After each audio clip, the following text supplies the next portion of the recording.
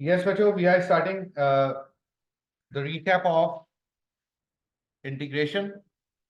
Differentiation का recap जब हमने किया उसमें जो मैं देख रहा था तकरीबन 1 hour 30 minutes का वो recap बना था, सही।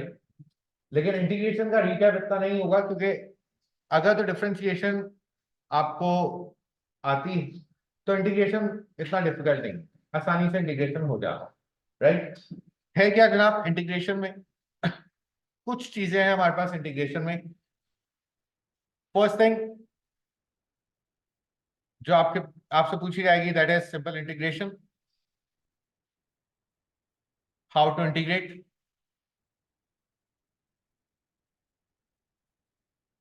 एक तो सिंपल इंटीग्रेशन हो गई, हाउ टू इंटीग्रेट, ठीक है। सेकंड आपसे पूछा जाएगा जनाब लिमिटिंग इंटीग्रल। लिमिटिंग इंटीग्रल में क्या होगा, लिमिट्स आपके पास आ जाए, हाउ टू अप्लाई लिमिट्स, वो आपसे डिस्कस किया जाएगा। थर्ड वन फिर आपसे पूछा जाएगा area under any function. Area under the curve we can call it area under any function, right? Or area between curve and area between, yes sir, right here. Area between curve and x-axis, ये आपसे पूछा जा सकता है। Area between curve and y-axis, ये आपसे पूछा जा सकता है। अब इसके बाद यस वहीं बैठ जाओ, दादा वहीं बैठ जाओ, हाँ थोड़ा सा और इस चेयर पे आओ, yes yes yes. Fourth one area के बाद आपसे पूछा जा सकता है एरिया अंडर एनी फंक्शन। फिर पूछा जा सकता है बच्चों area between functions, area between curves, area between functions, ये आपसे चीज पूछी जा सकती है। फिफ्थ वन आपसे पूछा जा सकता है जनाब वॉल्यूम। ये कुछ चीजें मेन है जो इंटीग्रेशन में आपसे पूछी जाएंगी। 5 चीजों के ऊपर वर्किंग करना है, सही हो। तो जनाब अब स्टार्ट करते हैं, सिंपल इंटीग्रेशन के क्वेश्चन से। नाउ क्वेश्चन अगर आपको दिया गया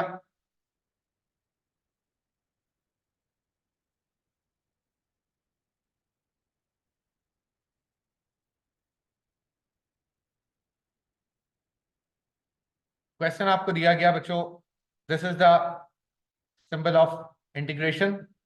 If we have to integrate x power n with respect to x, then what will be the result?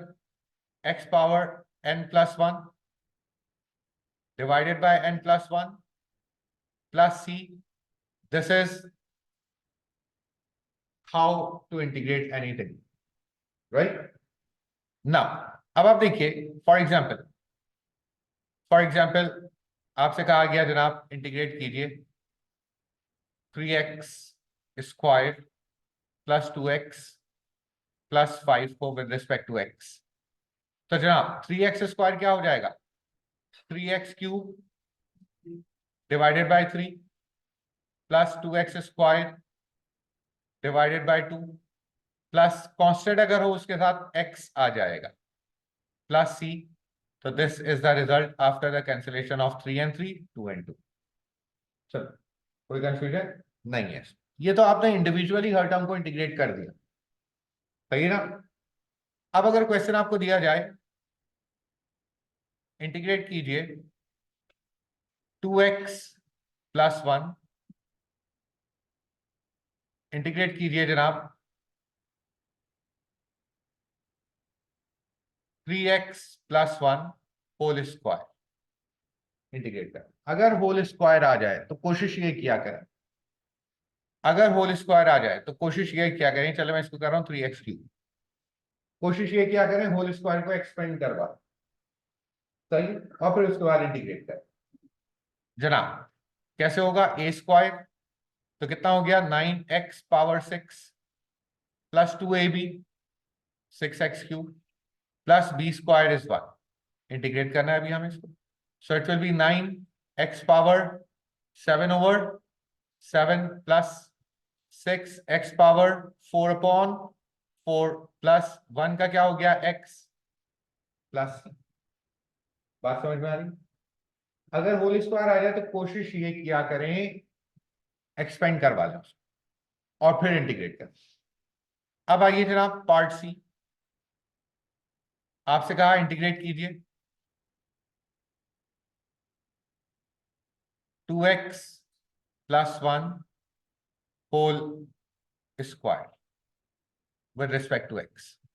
क्या कहा मैंने कि जब होल स्क्वायर आ जाए तो उसको आपने कर देना है एक्सपेंड और फिर रजा साहब करना है इंटीग्रेट। ठीक है, एक चीज सुनिएगा, जो हमने प्रीवियस पार्ट किया इसमें जो हमारा जो बेस है 2 इज द पावर, और पावर के अंदर क्या है बेस, लीनियर नहीं है, base is not linear, base is not linear. तो जरूरी है कि पावर को एक्सपेंड करवाओ और फिर इंटीग्रेट करो। अगर बेस लीनियर हो जाए, अगर बेस लीनियर हो जाए जैसा कि इस पार्ट में बेस लीनियर है, तो हम डायरेक्ट भी इंटीग्रेट करवा सकते हैं।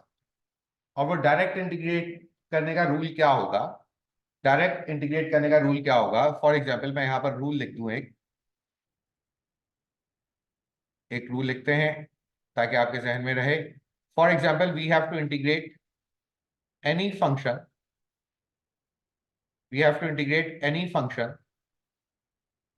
With power. पावर आपको दे दी लेट्स से n, ठीक हो गया, पावर आपको दे दी n।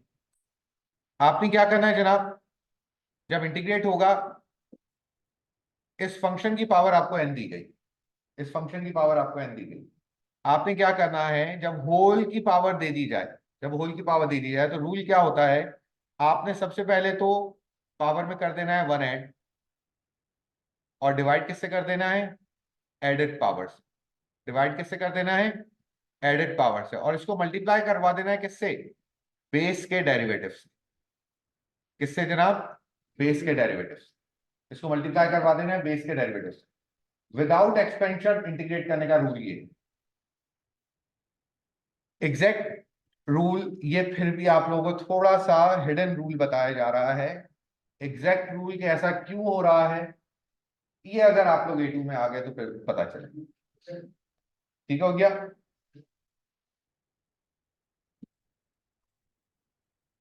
सब आपको देखने के लिए बाहर आ गए, अयान साहब जा रहे हैं क्लास लेने के लिए,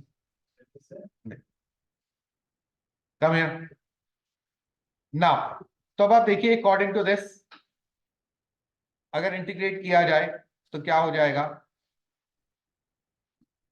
2x plus 1 whole power 3 divided by 3। क्या यहां तक कोई प्रॉब्लम, क्लियर है? और बेस का डेरिवेटिव साथ में आ जाएगा, बेस का डेरिवेटिव क्या है 2, तो what is the final result, it will be 1/3 2 6, 2x plus 1 whole cube plus c।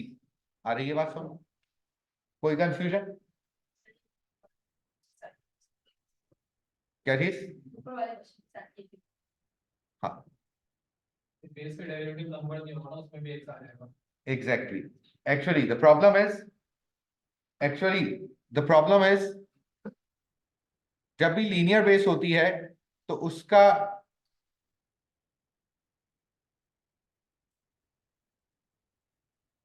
जब भी लीनियर बेस होगी तो उसका डेरिवेटिव कांस्टेंट होता है, सही, वो हम लिख सकते हैं, राइट। लेकिन अगर नॉन लीनियर बेस हो तो इसका डेरिवेटिव कांस्टेंट नहीं है, इसका डेरिवेटिव क्या है 9x²। इसको हम ऐसे डिनोमिनेटर में नहीं लेकर आ सकते। फिर वही बात, कंप्लीट रूल आपको A2 मैथ्स में ही करवाया जाए इंशाल्लाह। ठीक हो गया, अभी तो सिर्फ आपको लीनियर बेस के साथ ही क्वेश्चंस दिए जाएंगे। एडमैथ्स जिन्होंने पढ़ा हुआ है, पूरे एडमैथ्स में नॉन लीनियर बेस के साथ कोई क्वेश्चन नहीं था, पूरे AS में नॉन लीनियर बेस के साथ कोई क्वेश्चन नहीं है। A2 में अगर कहा जाए कि लीनियर बेस के साथ कोई क्वेश्चन नहीं है तो वो भी सही। A2 के सारी इंटीग्रेशन के क्वेश्चन थोड़े से ऊपर के, क्या जो पहुंच जाए उनके लिए ना।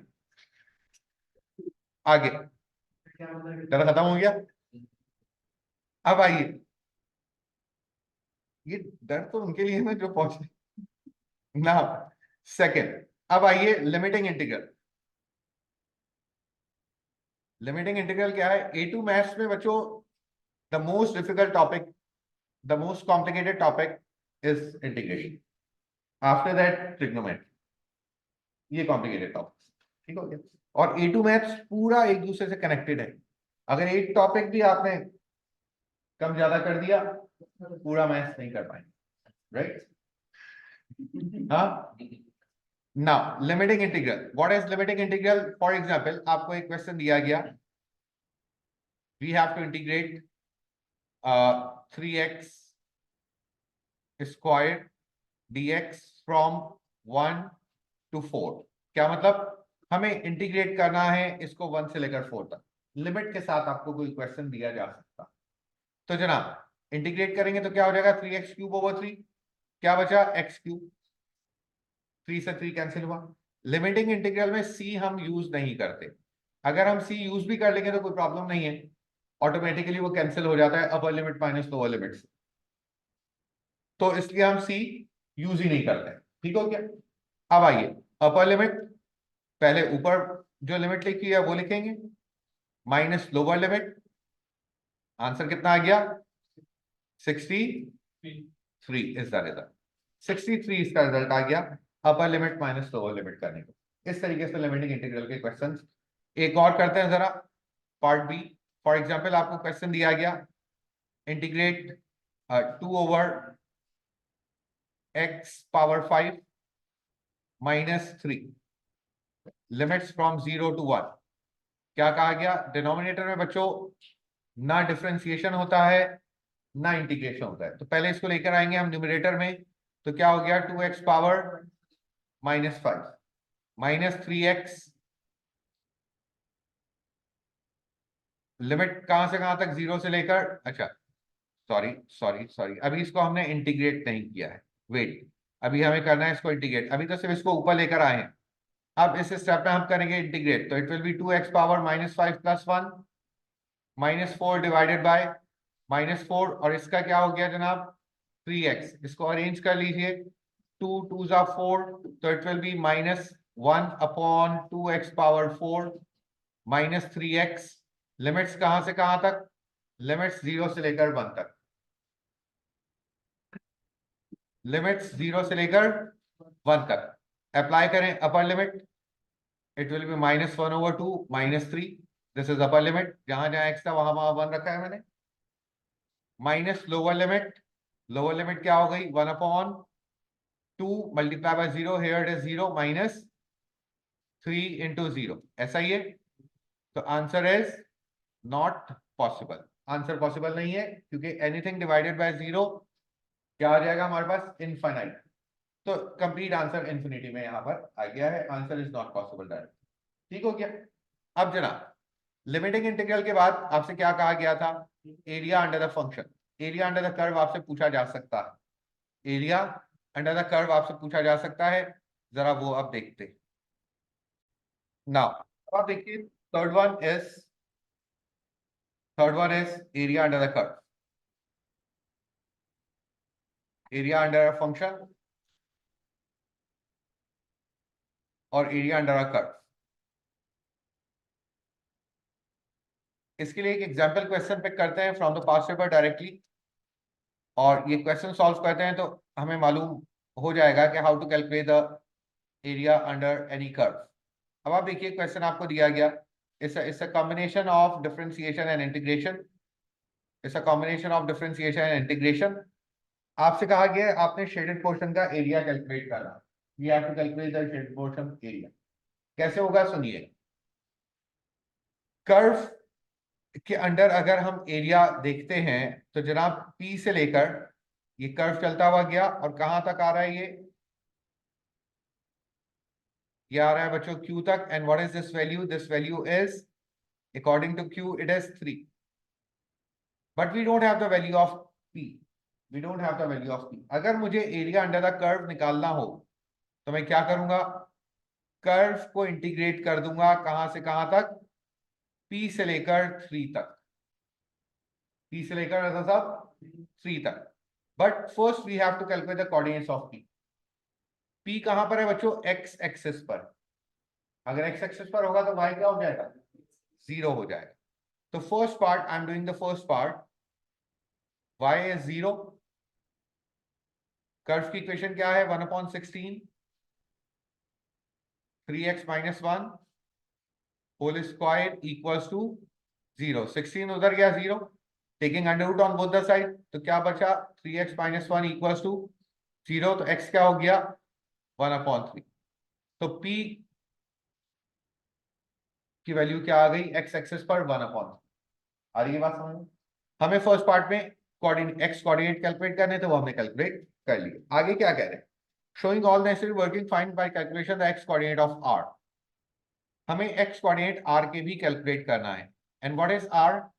जो कर्व के ऊपर टेंजेंट बन रहा है, जो कर्व के ऊपर टेंजेंट जो बन रहा है कर्व के ऊपर, उसमें वो टेंजेंट x एक्सिस को टकरा रहा है r से. तो हमें कैलकुलेट करने हैं r के कोऑर्डिनेट्स. अब आप देखिए किस तरीके से r के कोऑर्डिनेट्स कैलकुलेट होंगे. सेकंड पार्ट बच्चों, tangent is a straight line. इसके लिए हमें क्या चाहिए होता है? ग्रेडियंट चाहिए होता है, और a coordinate from where the line crosses. Coordinate तो मिल गए हमें, टेंजेंट क्रॉस कर रहा है 3, 4 से, लेकिन ग्रेडियंट नहीं मिला हमें.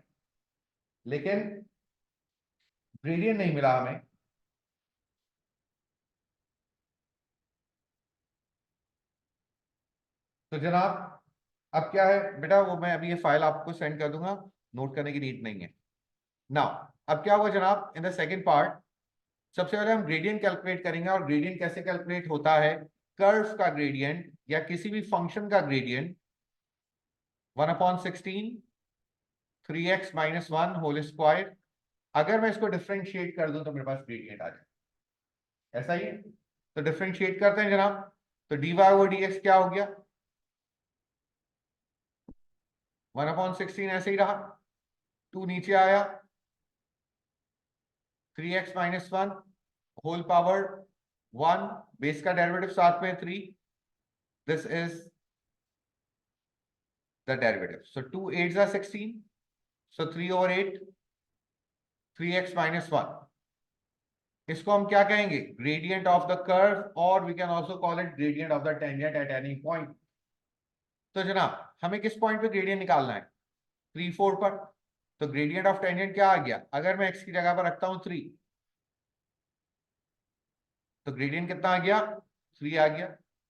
Now by using y minus y1 equals to m x minus x1, हम equation of the tangent calculate कर रहे हैं. So y minus y1 is 4, gradient क्या है? 3. x minus x1 क्या है? 3. So y minus 4 equals to 3x minus 9 and y equals to 3x minus 5. Equation of tangent. If we need to calculate the coordinates of r, तो जनाब r फिर वही x axis को टकरा रहा है, तो y क्या हो जाएगा? 0. 3x minus 5, तो x कितना हो गया? 5/3 हो गया. x कोऑर्डिनेट ऑफ r कितने आ गए? 5/3. आ रही है बात समझ में?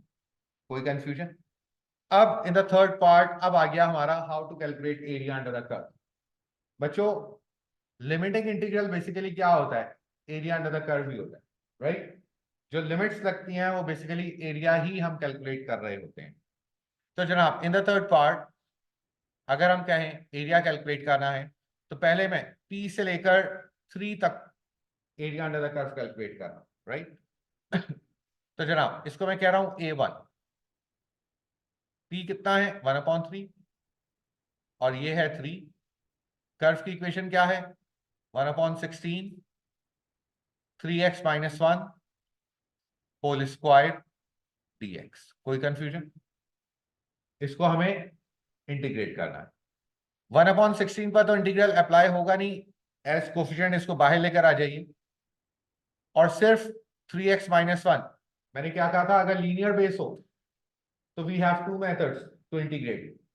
होल स्क्वायर है, एक्सपेंड भी कर सकते हैं, या डायरेक्टली विदाउट एक्सपेंशन भी हम कर सकते हैं। मैं इसको विदाउट एक्सपेंशन कर रहा हूं, मैं इसको लिख रहा हूं कैसे? सबसे पहले पावर का integration, so it will B 3/3, ऐसा ही होगा, और फिर बेस का डेरिवेटिव। बात आ रही है समझ में बच्चों? 16 multiply by 9, 144, so it will be 1/144, 3x - 1 whole cube, plus c इसमें नहीं लगाएंगे हम क्योंकि लिमिटिंग इंटीग्रल, लिमिट्स लगा देंगे हम। और लिमिट्स हम लगा रहे हैं कहां से कहां तक की लिमिट्स हैं? 1/3 से लेकर 3 तक। बच्चों फिर वही 1/144 को मैंने एस को कोफिशिएंट बाहर रखा क्योंकि इस पर लिमिट्स लगेगी। नाउ 1/144, अगर कोई 1/144 को साथ लेकर चलना चाहे upper limit minus lower limit में, तो भी कोई मसला नहीं, ठीक है। अब आइए अपर लिमिट लगा रहे हैं, x की जगह पर 3, तो 3 3 जा 9 - 1 8, 8 का क्यूब 128 जनाब। x की जगह पर अब लोअर लिमिट 1/3 रखा, तो 3 से 3 cancel, 1 - 1 0। Now 128 divided by 144, what is the exact answer? 8/9. Huh? 8/9. 8/9. 8/9 is area under the curve, complete area under the curve। लेकिन हमें तो इस क्वेश्चन में शेडेड एरिया चाहिए, तो इट मींस हमें क्या करना होगा?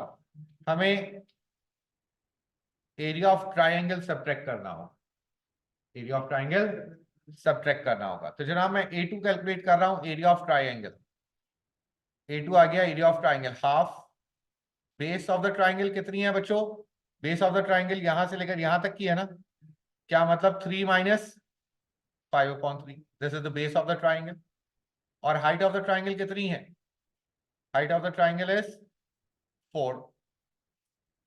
जरा सॉल्व करके बताइएगा क्या आंसर आ रहा है। क्या बेटा?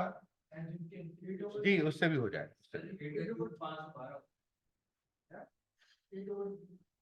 एक minute. This is 512, this is 512 and 512/144,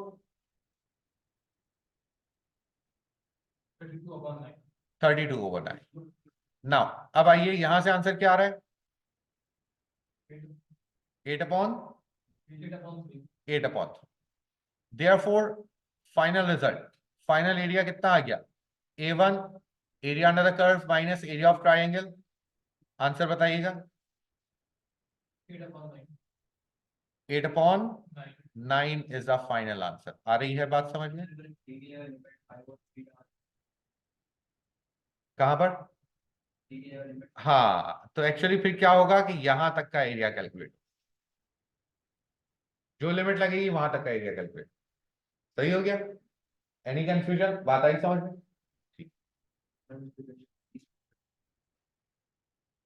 student, किसी ने कहा, हमारे एक इंटेलिजेंट स्टूडेंट ने, कि 20 मिनट में ये क्वेश्चन सॉल्व होगा।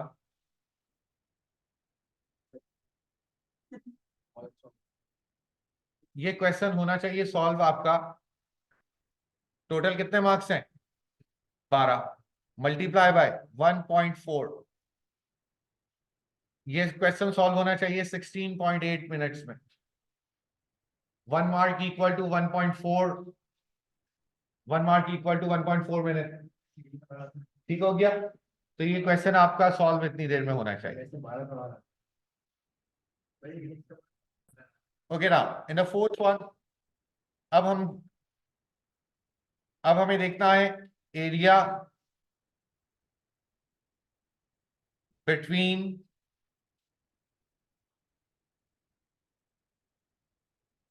फंक्शंस और बिटवीन कर्व्स। इस टाइप का एक क्वेश्चन भी जरा चेक करते हैं, किस टाइप, कैसे ये पूछ सकता है। Area between curves, again past paper का एक क्वेश्चन पिक करते हैं और सॉल्व करते हैं उसको, एरिया बिटवीन कर्व्स को। जनाब क्या कहा गया? Here is a question. अब आप देखिए, दो कर्व्स बने हुए हैं और कर्व्स के दरमियान का आपने एरिया कैलकुलेट करना है। पहले एक कर्व था, उसके अंडर एरिया आपने कैलकुलेट करना था, लेकिन यहाँ पर दो कर्व्स बने हुए हैं और कर्व्स के दरमियान का एरिया आपने कैलकुलेट करना है। बोल बोल के आप हालत खुश हो गई। ओके, अब आइए first part, area between curves आपने कैलकुलेट करना है। सबसे पहले उन्होंने कहा state the coordinates of A, state the coordinates of A. A के कोऑर्डिनेट्स बच्चों यहां पर हमें ए नजर आ रहा है, ए के कोऑर्डिनेट्स कैसे आएंगे? अगर मैं इस कर्व को पिक करता हूं, सही है ना? इस कर्व को अगर पिक किया जाए तो बच्चों ए की जगह पर y क्या है? 0, मतलब 1 माइनस 2x इक्वल टू 0। तो x कितना हो गया? हाफ। x कितना हो गया? हाफ। हमें से the coordinates of A, x coordinate नहीं, कोऑर्डिनेट्स। अगर हमने हाफ लिखा तो सही नहीं होगा, हमें लिखना होगा हाफ कॉमा 0। तो भी ये आएंगे। माशाल्लाह, सो इंटेलिजेंट, डिफरेंट वे से सोचता है ये बंदा। हाँ?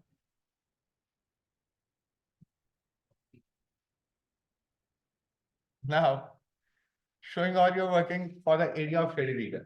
हमें area of the shaded region calculate करना है। तो वर्किंग कितना 5, 1 मार्क आंसर। Now, मैं तो 8 में लिखने में वर्किंग करके आ रहा है, 1 मार्क्स से कहीं नहीं। okay, now area between shaded portion, area of the shaded portion और area between the curve हमें कैलकुलेट करना है। सुनिएगा, अब आप देखिए ये जो कर्व है, दिस कर्व, इसको हम कह सकते हैं अपर कर्व, शेडेड पोर्शन के ऊपर है, राइट? तो हमें क्या करना होगा? First I am calculating area under this curve, first I am calculating area under this curve, सही? तो area under this curve I am saying that it is a1, calculate कर रहे हैं कहां से कहां तक बच्चों? 0 से लेकर a तक, और a कितना है? हाफ। कर्व की इक्वेशन क्या दी गई है? y square equal to 1 minus 2x, y square equal to 1 minus 2x। तो y किसके इक्वल हो गया? अंडर रूट 1 माइनस 2x, ऐसा ही है। हमें तो y को लिखना है ना, तो y किसके बराबर हो गया? Under root 1 minus 2x। इसको कर रहे हैं अब हम इंटीग्रेट, नीचे वाले एरिया की काउंटिंग है यार, नेगेटिव को क्या अप टू x एक्सिस होता है, अप टू द एक्सिस होता है, ठीक है। नाउ अब आइए कैसे इंटीग्रेट किया जाएगा? 1 माइनस 2x होल पावर क्या है? Half, half plus 1, 3/2 divided by 3/2, base का डेरिवेटिव -2, 2 से 2 कैंसिल, आंसर आया -1/3, 1 माइनस 2x पावर 3/। कोई कंफ्यूजन आ रही है? बात समझ? लिमिट्स कहां से कहां तक की है बच्चों? 0 से लेकर हाफ तक की लिमिट्स है जनाब। लिमिट्स अप्लाई कर रहे हैं -1/3, अपर लिमिट हाफ रख रहे हैं, 2/2 कैंसिल, 1 माइनस 1 0, अपर लिमिट पे 0 आया, minus lower limit is only 1। So answer क्या आ गया? 1/3। This is a1। आ रही है बात समझ? कोई कंफ्यूजन? अब ये एक्स्ट्रा एरिया आ गया, ये एरिया एक्स्ट्रा आ गया, अब इसको हमें सब्ट्रैक्ट करना होगा, ठीक है जी। a2 अब हम कैलकुलेट करेंगे, a2 कैलकुलेट कर रहे हैं हम कहां से कहां तक? 0 से लेकर, फिर वही 0 से लेकर कहां तक? हाफ तक। और नीचे वाले कर्व की इक्वेशन क्या है जनाब? ये रही 2x minus 1 whole square. Integrate करेंगे तो क्या हो जाएगा? 2x minus 1 whole power 3/3, base का डेरिवेटिव 2, आंसर क्या हो गया? 1/6। लिमिट्स लगाएंगे कहां से कहां तक? 2x माइनस 1 से लेकर, sorry 2x minus 1 whole cube, limit 0 से लेकर हाफ तक। अपर लिमिट अप्लाई कर रहे हैं, अपर लिमिट हाफ है, जब अपर लिमिट अप्लाई होगी तो 0 minus lower limit, lower limit is -1, तो इट विल बी +1। तो आंसर क्या आ गया? 1/6. Therefore, the final answer is area of the shaded portion, area between the curves, A1 upper curve minus lower curve. Upper curve is 1/3, lower curve is 1/6. Answer कितना आ गया? 1/6 is the result. आ रही है बात समझ में? Any confusion? तो ये पता चला एरिया बिटवीन द कर्व्स किस तरीके से कैलकुलेट किया जा सकता है. ठीक है भाई. ना मजीद आगे चल रहे हैं अब.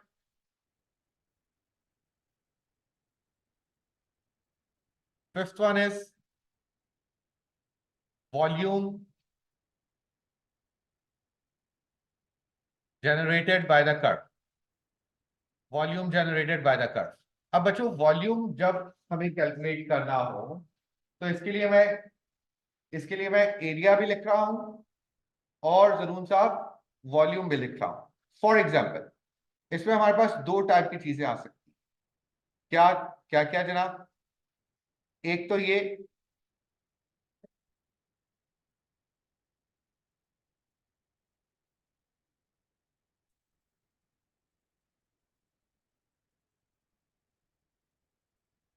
एक आपके पास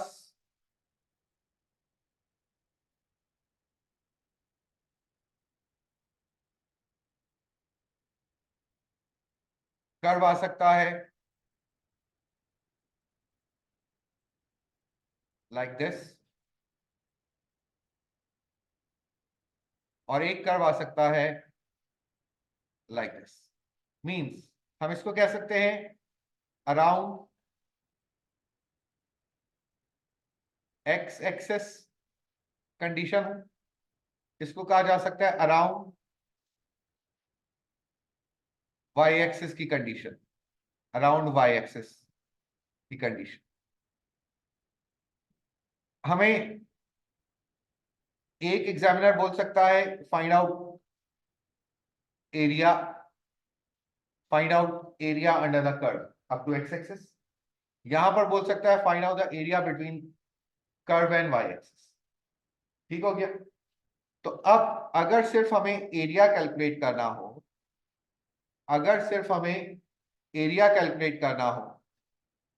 तो एरिया कैलकुलेट करने के लिए हम क्या करते हैं? सिंपल. आपने एरिया अगर कैलकुलेट करना है तो integrate the curve with respect to x. Integrate the curve with respect to x from a to b. अरे बात समझ. Integrate the curve with respect to x from a to b. और यहां पर क्या हो जाएगा? अगर आपने एरिया कैलकुलेट करना है तो integrate the curve with respect to y from a to b. क्या मतलब? इसमें हमें y की value in terms of x निकाल कर लिख देनी है और फिर इंटीग्रेट कर देना है जैसा कि हम हमेशा करते हुए. अगर y एक्सिस तक का एरिया चाहिए हमें तो हमें क्या करना होगा? फॉर एग्जाम्पल कर्व की इक्वेशन दी गई है, x को सब्जेक्ट बना लेंगे. फॉर एग्जाम्पल कर्व की इक्वेशन दी गई y equal to x square -3. हमें एरिया कैलकुलेट करना है तो हम क्या करेंगे? X square equal to y plus 3 और x equal to under root y plus 3. अब इसको इंटीग्रेट किया जाएगा a से b तक तो एरिया आ जाएगा. आ रही है बात समझ? और अगर यहां पर कर्व की equation y equal to x square -3 है तो यहां पर तो डायरेक्टली यही रखकर हम इंटीग्रेट कर देंगे, आंसर आ जाएगा. आ रही है बात समझ? ये तो बात हो गई जनाब एरिया की. और अगर हमें वॉल्यूम कैलकुलेट करना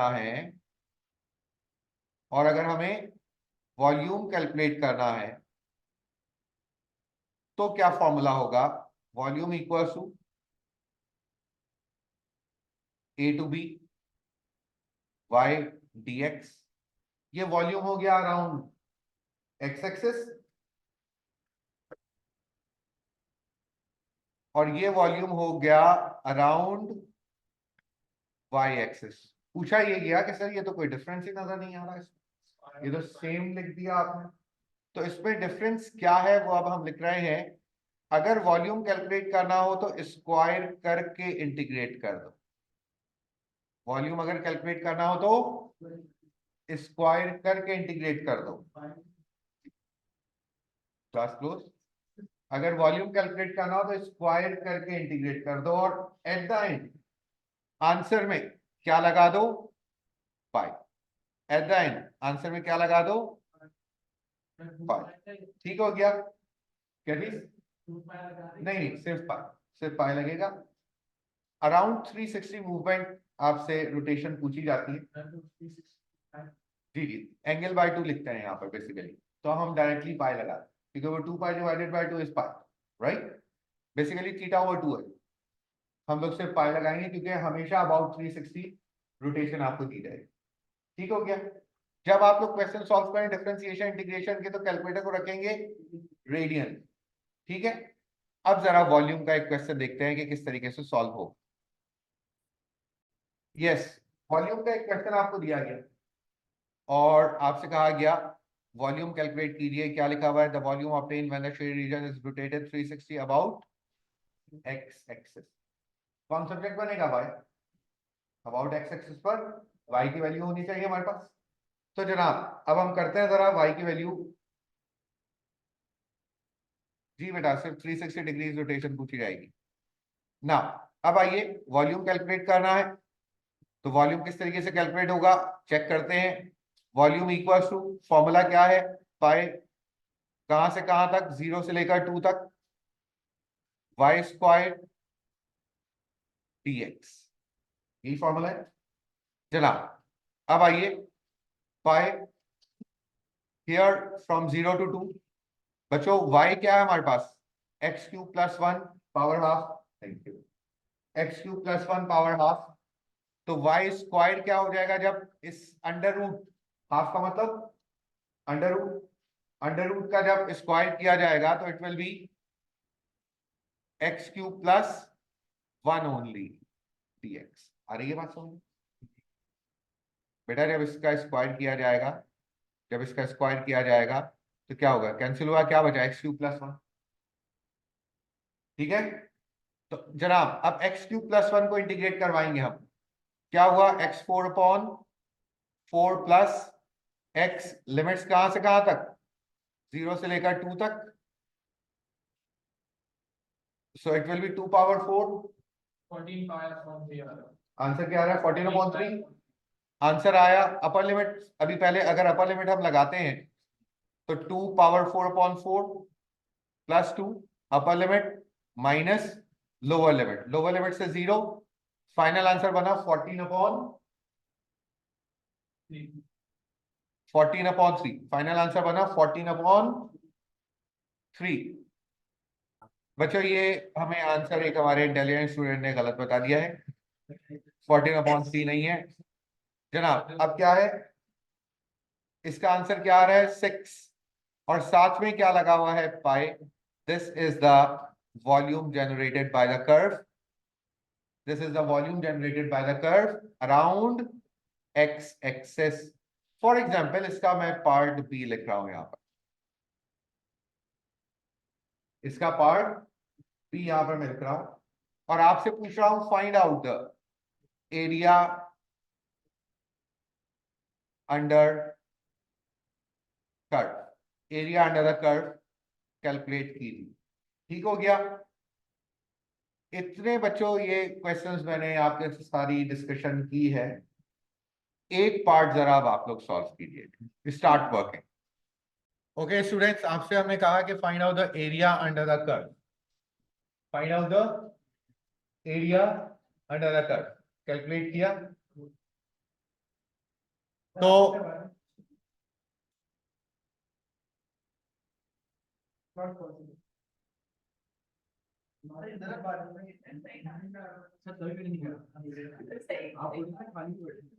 it is not possible in AS, it is not possible in AS because आपको हमने कहा था, इसमें आपको हमने बताया था कि बच्चों एएस में हमेशा जो बेस होगी, जो बेस होगी वो क्या होगी? लीनियर होगी। एएस में हमेशा बेस क्या होगी? लीनियर होगी। यहां पर नॉन लीनियर बेस है, इस वजह से अब हम इसको सॉल्व नहीं कर पाए। राइट जनाब, अब देखिए मजीद आगे चलते हैं और आफ्टर दिस जनाब अब आइए one more thing 6.1 equation of a curve, equation of a curve, how to calculate equation of a curve। एक चीज आपसे ये भी पूछी जा सकती है। अब देखिए इसके लिए भी हम क्वेश्चन ही पिक कर रहे हैं directly from the past paper. Equation of the curve आपने कैलकुलेट करनी है। द फर्स्ट पार्ट आपसे कहा a curve is such that dy over dx is given, मतलब gradient of the curve is given, passes through 1 and 9, the gradient of the curve at p is 2, point p आपको दिया हुआ है, gradient आपको 2 दिया हुआ है। find the value of k। in the first part we have to calculate the value of k, so dy over dx is gradient basically 2 equals to what is the value of x 1, तो क्या हो गया 6 plus k, तो answer k का कितना आ गया -4, -4 is the result of k। आगे second part आपसे कहा इक्वेशन ऑफ द कर्व, तो dy over dx आपको दिया हुआ है, तो dy over dx means y dash आपको दिया हुआ है कितना है 6x square plus -4 over x cube. अगर मैं इसको करता हूं इंटीग्रेट तो y डैश से क्या बना हमारे पास y, रिवर्स प्रोसेस कर गए, तो this will be 6x square minus 4x power -3। पहले इसको न्यूमरेटर में लेकर आ गया और कोशिश किया करें तमाम टर्म्स को एक ही स्टेप में इंटीग्रेट करें। ये ना हो कि आपने पहले इसको इंटीग्रेट कर दिया इसको अभी ऊपर लेकर आ रहे हैं, नो, पहले सबको अरेंज कर लें और फिर उसके बाद इंटीग्रेट कीजिए। So it will be 6x cube over 3 मतलब 2x cube, and this one will be -4x power -2 upon -2, so it will be 2x cube minus minus plus 2 upon x square plus c. आ रही है बात समझ? मैं complete करूं now. अब आप देखिए this is not the equation of the curve because c is unknown here.